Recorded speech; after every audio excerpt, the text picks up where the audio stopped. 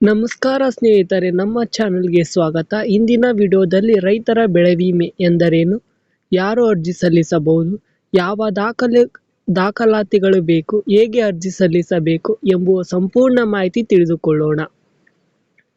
ಬೆಳೆ ವಿಮೆ ಎಂಬುದು ಪ್ರಕೃತಿ ವಿಕೋಪ, ಅನಾವೃಷ್ಟಿ ಹಾಗೂ ಗಾಳಿ ಪ್ರಭಾವ, ಭೂಕುಸಿತ ಇತರ ಕಾರಣಗಳಿಂದ ಬೆಳೆ ಹಾನಿಯಾದರೆ ರೈತರಿಗೆ ಆರ್ಥಿಕ ನೆರವು ನೀಡುವ ಯೋಜನೆಯಾಗಿದೆ.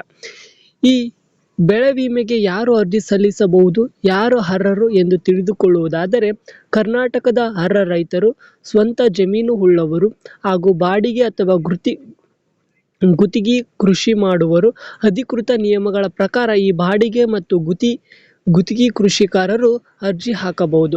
ಈ ಅಧಿಸೂಚನೆಗಳ ಬೆಳೆಯನ್ನು ಬೆಳೆದ ರೈತರು ಅರ್ಜಿ ಸಲ್ಲಿಸಬಹುದು.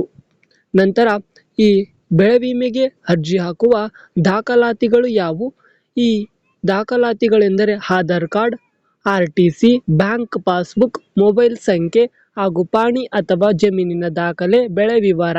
ಈ ಡಾಕ್ಯುಮೆಂಟ್ಸ್ ಇದ್ದರೆ ನೀವು ಬೆಳೆ ವಿಮೆಗೆ ಅರ್ಜಿ ಹಾಕಬಹುದು. ಅರ್ಜಿ ಸಲ್ಲಿಸುವ ವಿಧಾನ: ನೀವು ನಿಮ್ಮ ಹತ್ತಿರದ ಗ್ರಾಮ ಒನ್ ಅಥವಾ ಕೇಂದ್ರಕ್ಕೆ ಭೇಟಿ ನೀಡಿ ಅಗತ್ಯ ದಾಖಲೆಗಳನ್ನು ಸಲ್ಲಿಸಿ ಬೆಳೆ ವಿವರವನ್ನು ನೋಂದಣಿ ಮಾಡಿ ಹಾಗೂ ಅರ್ಜಿ ಸಂಖ್ಯೆ ಪಡೆದು ಸುರಕ್ಷಿತವಾಗಿ ಇಟ್ಟುಕೊಳ್ಳಿ. ಪ್ರಮುಖ ಸಲಹೆ ಎಂದರೆ ಕೊನೆಯ ದಿನಾಂಕವರೆಗೂ ಕಾಯಬೇಡಿ. ಸರಿಯಾದ ಬೆಳೆ ಮಾಹಿತಿ ನೀಡಿ, ಅಧಿಕೃತ ಮಾಹಿತಿ ಬಂದ ಕ್ಷಣವೇ ಅರ್ಜಿ ಸಲ್ಲಿಸಿ. ಈ ಕೊನೆಯ ಮಾತು, ಈ ಮಾಹಿತಿ ಉಪಯುಕ್ತವಾದರೆ ವಿಡಿಯೋವನ್ನು ಲೈಕ್ ಮಾಡಿ, ನಿಮ್ಮ ರೈತರ ಸ್ನೇಹಿತರೊಂದಿಗೆ ಹಂಚಿಕೊಳ್ಳಿ ಹಾಗೂ ನಮ್ಮ ಚಾನಲ್ ಅನ್ನು ಸಬ್ಸ್ಕ್ರೈಬ್ ಮಾಡಿಕೊಳ್ಳಿ.